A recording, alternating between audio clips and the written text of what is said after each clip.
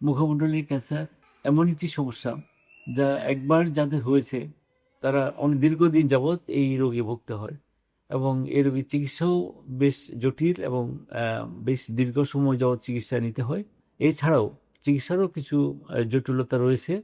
চিকিৎসা পরবর্তী radiotherapy, chemotherapy নেয়ার জন্য অনেক সময় রোগীদের বিভিন্ন ধরনের দুর্ভোগে ভুগতে হয়। আপনি যেভাবে বুঝতে পারবেন মুখমণ্ডলের ক্যান্সার হচ্ছে কিনা, যদি মুখে যদি কোনো ঘা দীর্ঘদিন যাবৎ থেকে থাকে যা সহজে শুকাচ্ছে না, অথবা জিভে, ঠোঁটে, তালুতে, দাঁতের মাড়িতে যদি কোনো ঘা হয়ে থাকে যা দীর্ঘদিন যাবৎ চলতে থাকে, যা ধীরে ধীরে বড় হচ্ছে এবং কোনো কোনো সময় খুব দ্রুত বড় হতে থাকে, এই ধরনের দেখলে আপনি চিন্তা করতে হবে হয়তো বা ক্যান্সারের সম্ভাবনা রয়েছে।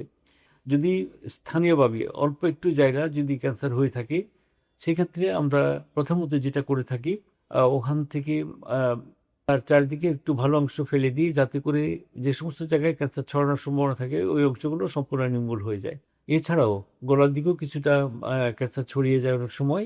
গলায় যে সমস্ত ছোট ছোট নোট থাকে ওই নোটগুলো আমরা ফেলে দিই, যেটাকে নেক ডিসেকশন বলা হয়। এটি করে আমরা ওখান থেকেও ক্যান্সার ছড়ালো কিনা আমরা পরবর্তী সময় বুঝতে পারি, যা রেডিওথেরাপি এবং কেমোথেরাপির জন্য আমরা রেডিওথেরাপি, কেমোথেরাপি পাবি কিনা রোগী আমরা রেডিয়েশন নিতে পারি। তো এটি হলো যদি আর্লি স্টেজে রোগী এসে থাকে।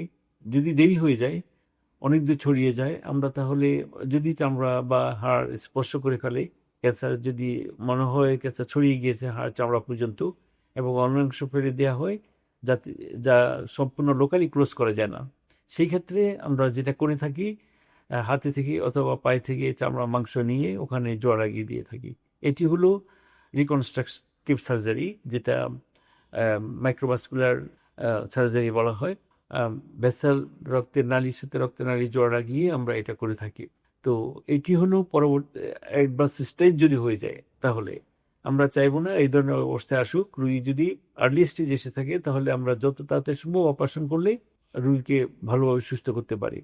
প্রত্যেকটি অপারেশন যত বড় হবে ততই কমপ্লিকেশান অনেক বেড়ে যায়, এবং রোগ জীবাণু বিভিন্ন দিকে যেটি ক্যান্সার সেলগুলো চারদিকে ছড়ানোর সম্ভাবনা অনেক বেশি থাকে। তো আপনি যদি আর্লি স্টেজে এসে থাকেন, যত তাড়াতাড়ি সম্ভব আমরা অপারেশন করলে লোকালি ক্লোজ করে দিতে পারলে সেটি আপনার জন্য সবচেয়ে বেশি ভালো, এবং ক্যান্সার সার্ভাইভাল অনেক বেশি হয়ে থাকে। আপনি বেঁচে থাকার, রোগ সুস্থ হওয়ার সম্ভাবনা অনেক বেশি থাকে।